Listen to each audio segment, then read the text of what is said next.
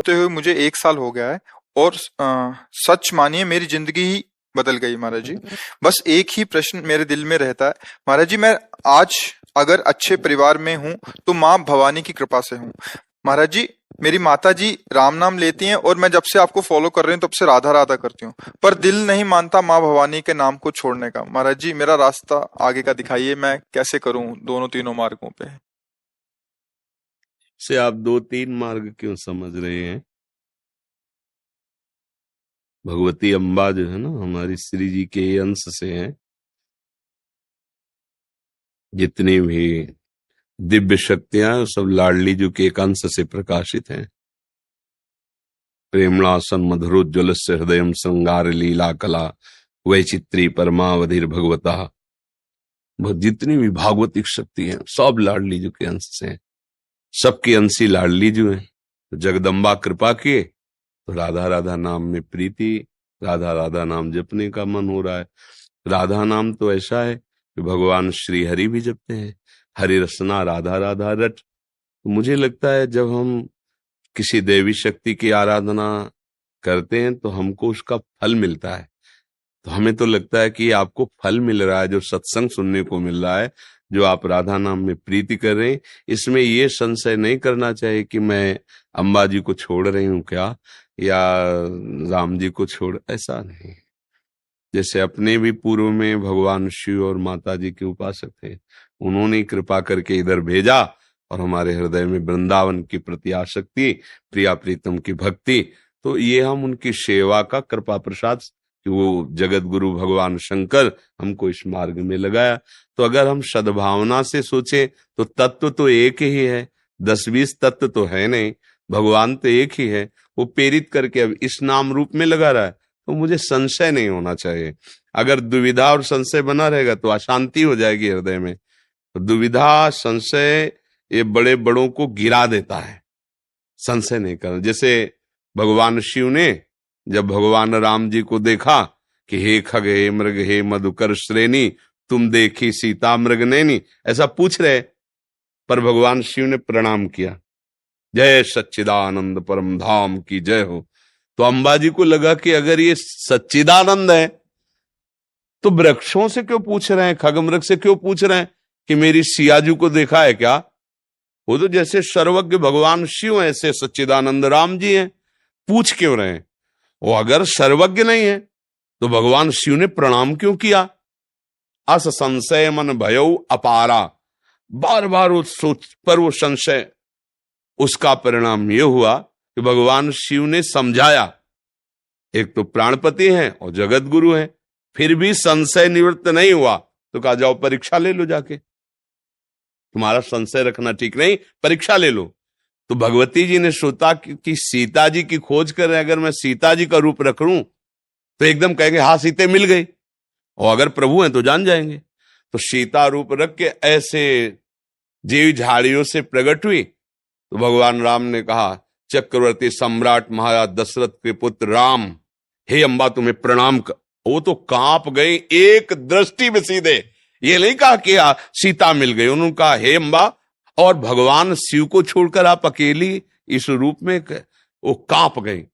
अब जब लौट के गई तो भगवान शिव ने कहा परीक्षा लिया, तो डर गई।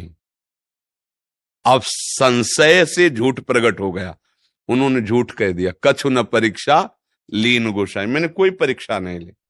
भगवान ने कहा ऐसा कैसे हो सकता है, मैंने समझाया तुम्हारी समझ में नहीं आई और परीक्षा के लिए तुम गई और कोई परीक्षा ली नहीं।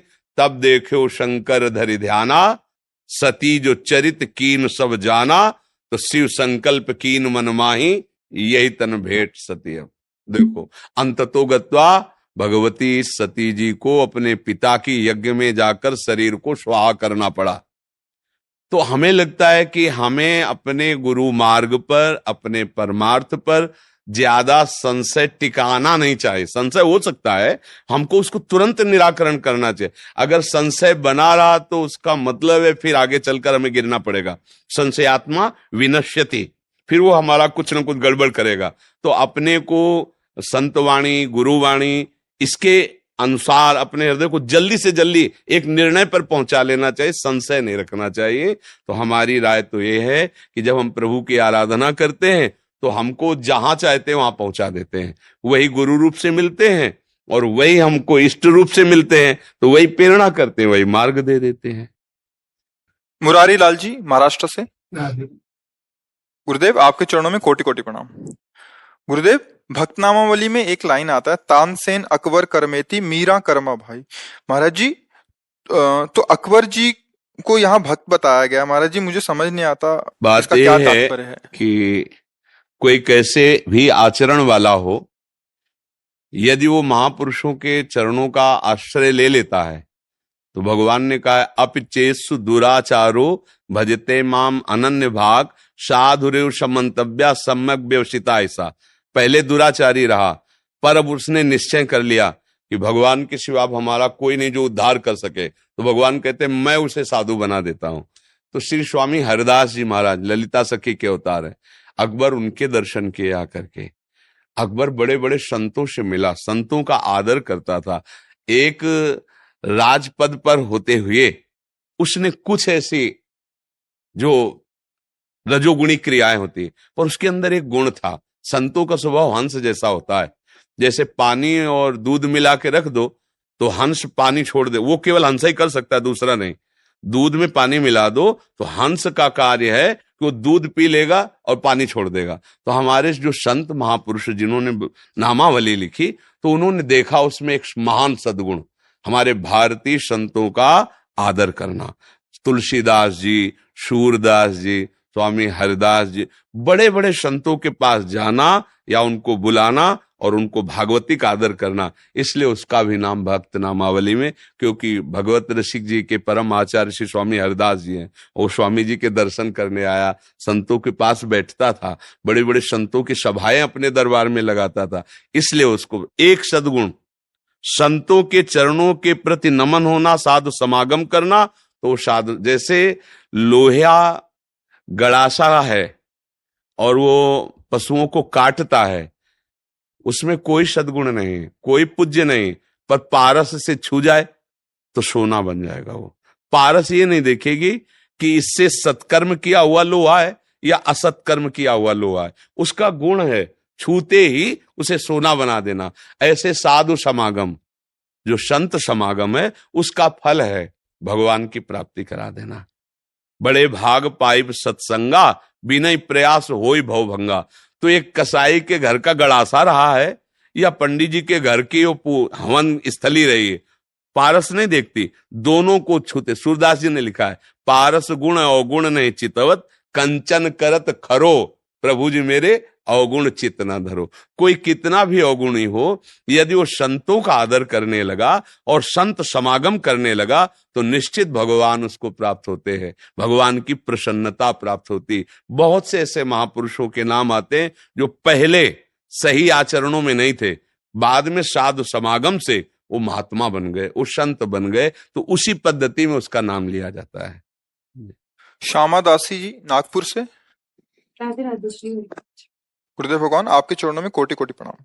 महाराज जी, हमारे इष्ट स्वामी हरिदास जी महाराज हैं। महाराज जी, हमारा उनके प्रति अत्यधिक प्रेम कैसे बढ़े।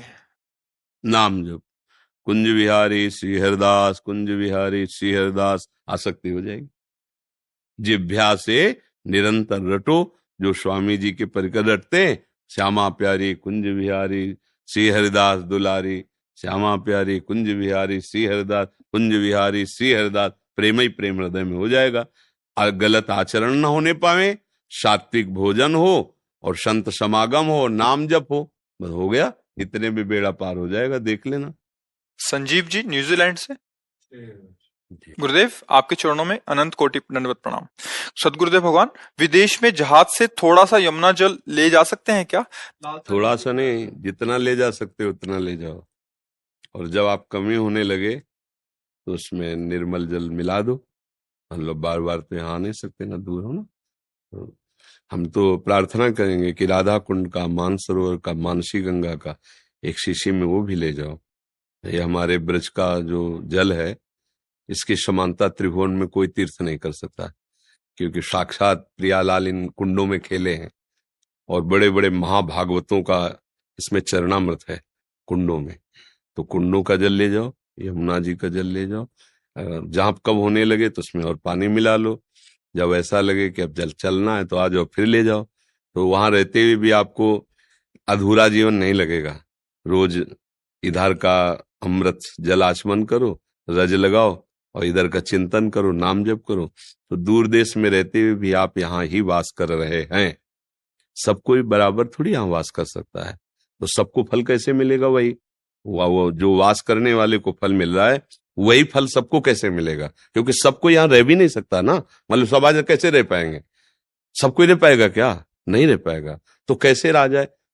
ऐसे रहा जाए तो आप जहां हो वहीं से आपको वृंदावन घसीट लेगा। मान लो शरीर वहीं पूरा हो गया तो आप वृंदावन आओगे।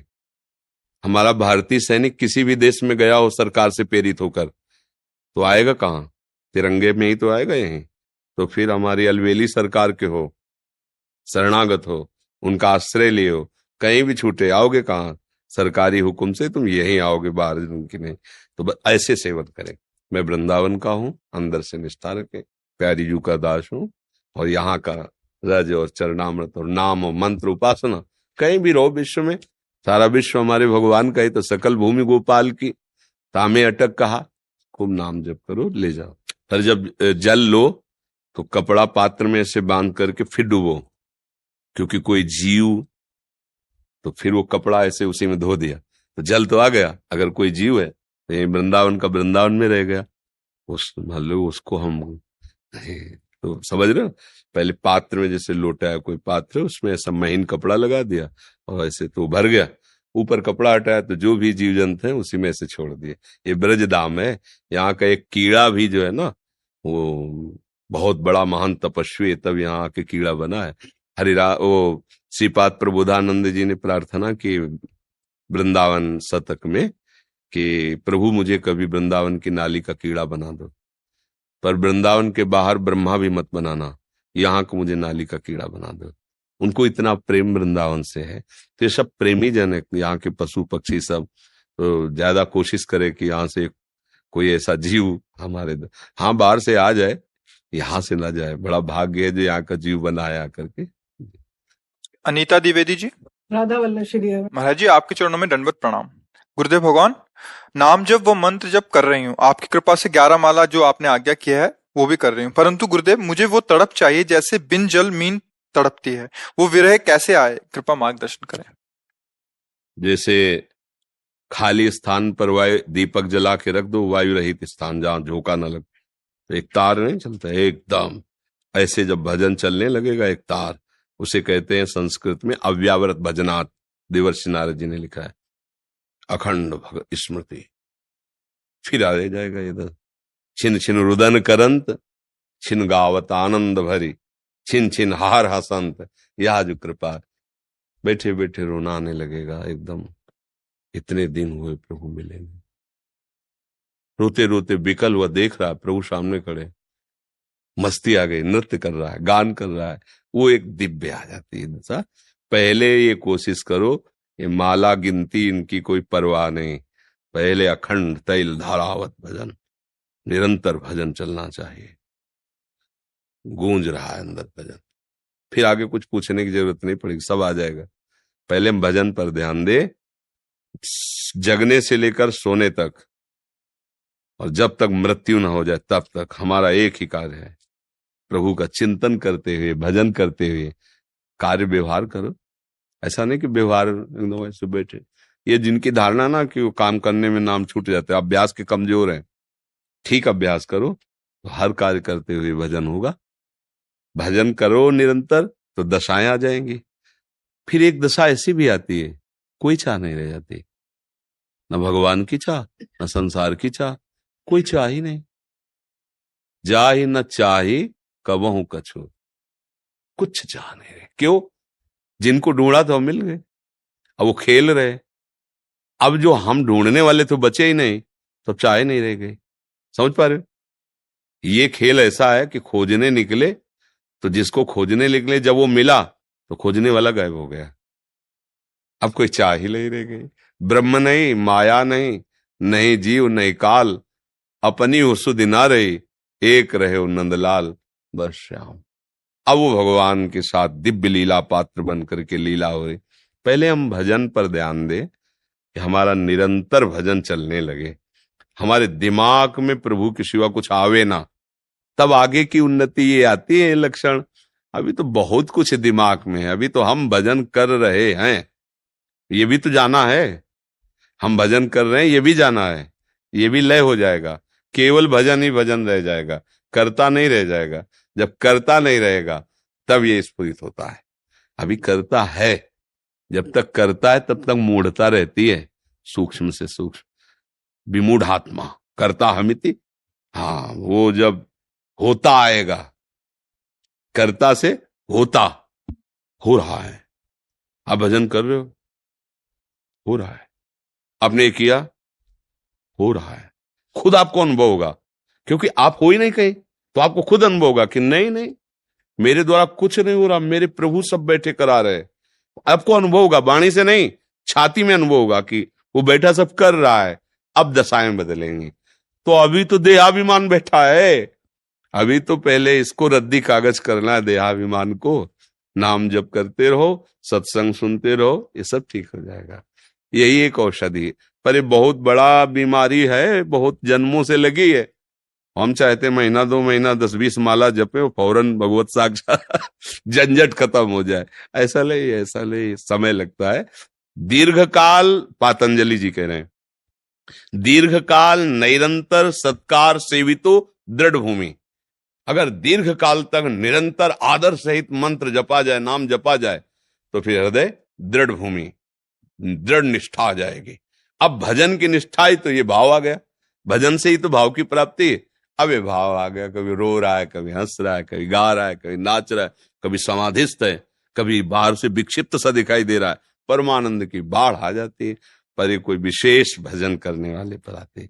अभी अपने लोग तो बैलेंस बना के चल रहे ना, थोड़ा प्रपंच थोड़ा भजन, नहीं तो उब जाएगा मन ना। जब इतना हो जाए कि और कछु न सुहाए तिनको, जुगल सेवा सुख पगे, आप श्यामा श्यामा, कुछ अच्छा है अंदर की बात, तब तो निरंतर चलेगा। जब कुछ अच्छा लगता है तो हमारा अंतर पड़ा ना, उधर वृत्ति गई ना। जब वृत्ति ही नहीं गई, जैसे गोपीजनों को कुछ अच्छा नहीं लगता था, तो मुरारी पादार्पित चित्त वृत्ति, बेचना चाहती दही, निकल रहा कोई गोविंद ले ले, कोई दामोदर, बावरी है देखो। विक्रेतु कामा खिल गोप कन्या, मुरारी पादार्पित चित्त वृत्ति, तो दध्यादिकम मोह वशाद वोचत गोविंद दामोदर माधवेती। कोई गोविंद ले ले, कोई दामोदर, तो बोले बेच क्या रहे। भावना करती कि बेच रहे दही, कहूं मैं दही, पर कहे तो कैसे कहे, जबान में तो कृष्ण बैठ गए, हृदय में तो शामले सरकार का अधिकार हो गया है।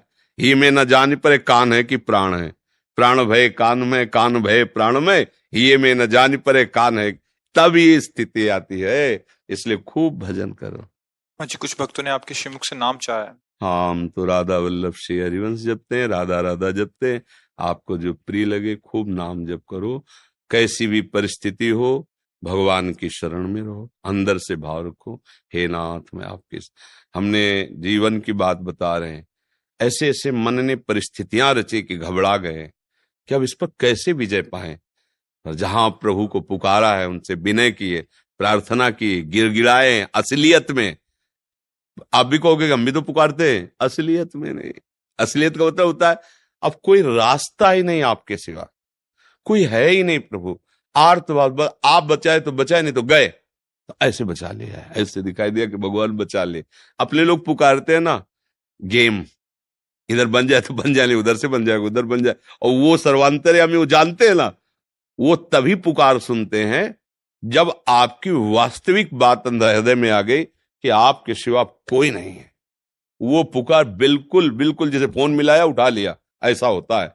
और जब हम ऐसे अन्य सब आश्रय लिए होते हो, कहते हो भगवान सुन लो हमारी पुकार, रक्षा करो, तो आप कहोगे हजारों बार कहते हो हमारी नहीं सुनते। उसका कारण है कि हजारों आपके अंदर अभी बल हैं, और सुनेरी मैंने निर्बल के बल राम। अब तो बस अपबल तपबल और बाहुबल चौथो बल है दाम, सूर किशोर कृपाते सब बल हारे को हरिनाम। हार गया प्रभु, अब आप संभाल, वो संभाल लेते हैं।